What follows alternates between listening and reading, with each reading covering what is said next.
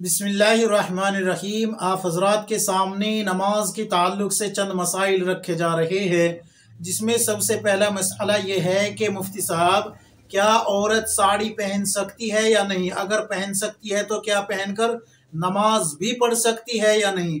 और एक मसला ये कि मुफ्ती साहब, क्या औरतें गाड़ी चला सकती है या नहीं? शरीयत का क्या हुक्म है? अगर चला सकती है तो उस पर क्या दलाइल है और ना चलाने के क्या दलाइल है? तो ये चंद मसाइल आप हजरात के सामने में रख रहा हूँ। ध्यान और तवज्जो से सुनना। इस वीडियो को स्किप करने की ज़रूरत नहीं है। क्यों? इसलिए कि आधे इल्म से बेहतर है ला इल्म होना। और रसूलुल्लाह सल्लल्लाहु अलैहि वसल्लम ने फरमाया कि इंसान के झूठा होने के लिए इतनी ही दलील काफ़ी है, इतना ही काफ़ी है कि वो बगैर तहकीक के किसी बात को सुने और उसको आगे बयान कर दे। इसलिए कह रहा हूँ कि पूरी वीडियो देखना। छोटी सी वीडियो होती है, ज़्यादा बड़ी नहीं होती। सबसे पहले आते हैं कि साड़ी पहनना कैसा है। देखिए, पहनने की इजाजत उन औरतों को है जो अपने बदन को साड़ी में पूरा ढांप लेती है, जो पूरा बदन अपना ढांप लेती है। क्यों? इसलिए कि सतर जो है छिपाना ये फर्ज है। और दूसरी बात ये भी याद रखे, सतर को दिखाना ये गुनाह है, हराम है, नाजायज है, ये याद रखे। और सतर में औरत का तमाम बदन दाखिल है। ये हथेलियां और पैरों के जो टखने से नीचे का हिस्सा है, तलवे वगैरह, इनको छोड़ के पूरा बदन सतर में दाखिल है। हत्ता के बाल भी सतर में दाखिल है। तो अगर आपका बदन पूरा ढक जाता है साड़ी में, तो फिर आपके लिए पहनना जायज होगा, कोई कराहत नहीं होगी, कोई कबाहत नहीं होगी। लेकिन अगर आपका बदन दिखता है तो फिर आपके लिए जायज भी नहीं है, और इसमें कराहत भी है, कबाहत भी है, हराम भी है और नाजायज भी है। ये सारी चीज़ें फिर इसमें दाखिल हो जाएगी।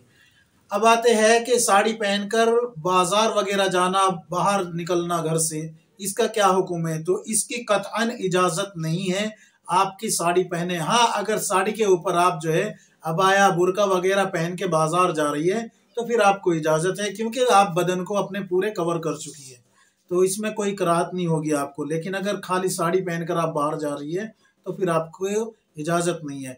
अब आते हैं कि साड़ी पहनकर नमाज पढ़ना कैसा है। तो जितने शराइत मैंने वो बताए हैं कि बदन का ढांप लेना, सतर का छिपा लेना, ये नमाज के शराइत में से एक शर्त है। क्या? कि बदन का छिपा लेना, ढांप लेना, सतर को ढांप लेना। और औरत का सतर तमाम बदन है सिवाय इन हथेली के। ये जो हथेली है, ये गांठ से लेके ऊपर ऊपर का हिस्सा, और ये चेहरा, ये नमाज की बात कर रहा हूं मैं, नमाज से बाहर की नहीं। नमाज के बाहर तो ये भी सतर में दाखिल है।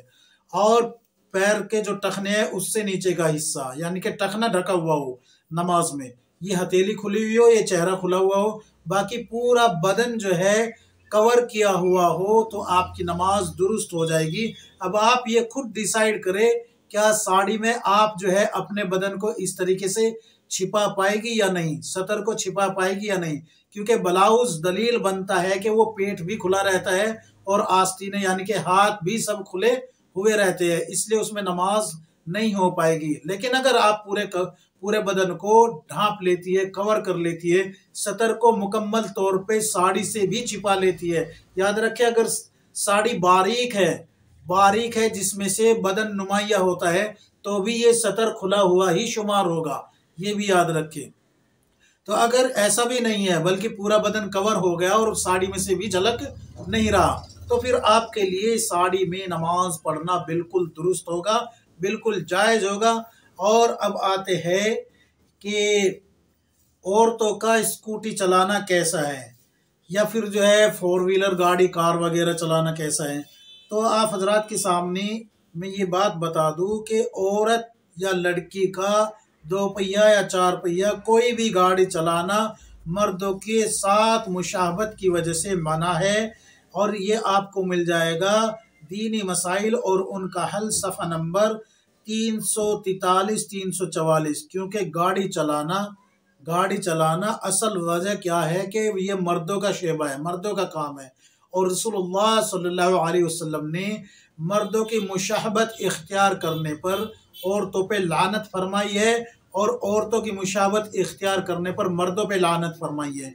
रसूलुल्लाह सल्लल्लाहु अलैहि वसल्लम के करीब से एक औरत गुजरी जो कि तीर कमान लिए हुए थी, कंधे पे लगाई हुई थी, तीर कमान वगैरह।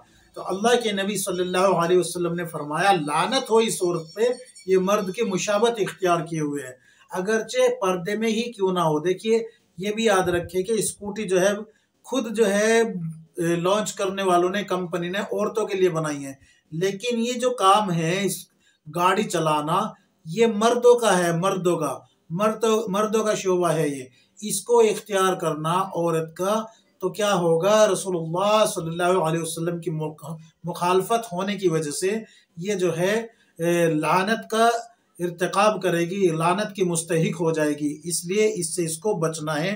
मैं आप हजरात के सामने एक हवाला तो पढ़ चुका हूँ, इसके अलावा बुखारी शरीफ की भी रिवायत है, मिशकातुल मसाहब जिल्द नंबर सफ़ा नंबर 380 पर भी आपको यही मिल जाएगा। और तमाम जितने भी दलाइल है इसी के खिलाफ जाते हैं। जिल्द नंबर फतावा शामी में भी आपको जो है मिल जाएगा, जिल्द नंबर 9 सफ़ा नंबर 404 पर तमाम ऐसी जगह मिल जाएगा कि आप जो है गाड़ी नहीं चला सकती। औरतों के ताल्लुक से ये मैं आप हजरात के सामने रख रहा हूँ, बुखारी शरीफ की रिवायत भी आपको मिल जाएगी। अल्लाह तबारक व तआला हम सब को किताब व सुन्नत के मुताबिक ज़िंदगी गुजारने की तौफीक अता फरमाए। आमीन या रब्बुल आलमीन।